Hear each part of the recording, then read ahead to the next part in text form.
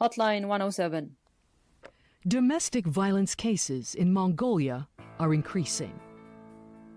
The government has established a national response mechanism where distressed women and children can report, get support, and be rescued from abusive situations.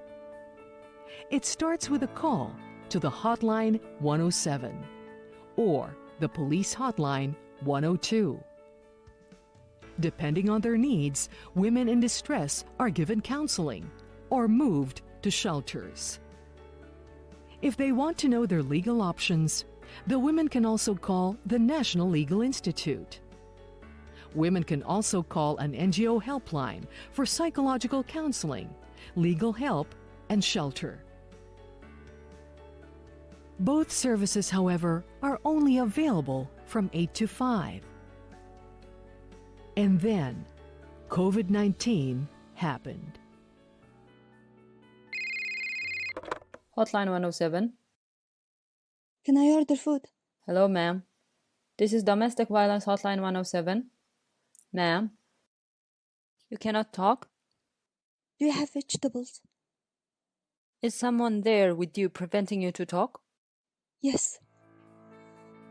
During the lockdown, women have been restricted from asking for help and often trapped at home with their abusers. Adolescents who are now constantly online are exposed to sexual predators and cyberbullies. Police and medical frontliners are overwhelmed with increasing reports of abuse on top of managing the pandemic.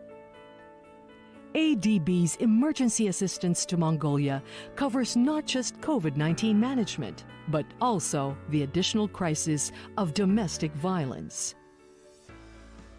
ADB's emergency COVID-19 support is making the national domestic violence response resilient to pandemics as well as other crises.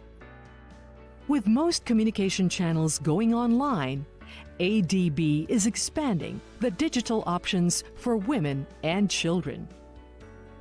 The websites of the National Legal Institute and an NGO, the National Center Against Violence, are being revamped so they can be easily accessed. Chatbots are built in, so services are available 24/7, especially at the dead of night when women need help most.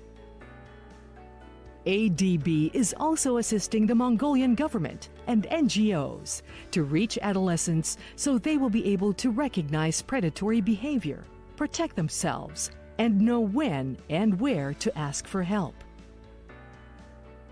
Stress management training is given to staffs on Hotlines 107 and 102 and other medical and police frontliners so caregivers are also cared for.